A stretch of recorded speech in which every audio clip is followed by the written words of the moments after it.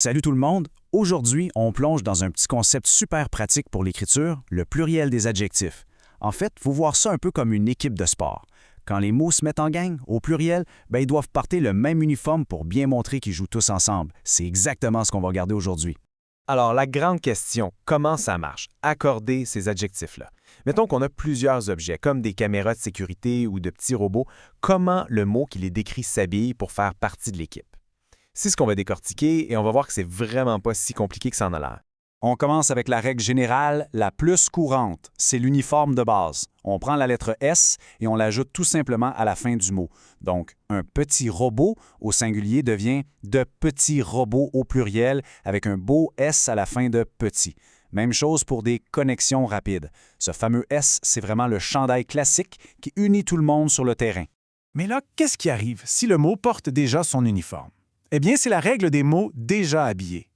Si un adjectif se termine déjà par un S ou un X au singulier, on ne touche à rien. Par exemple, un écran gris va rester gris au pluriel.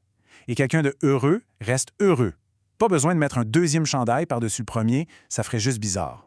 Bon, passons aux équipes un peu plus spéciales. Les adjectifs qui se terminent en O, eux, ils aiment bien se démarquer. Au lieu du S, ils enfilent un manteau spécial avec un X.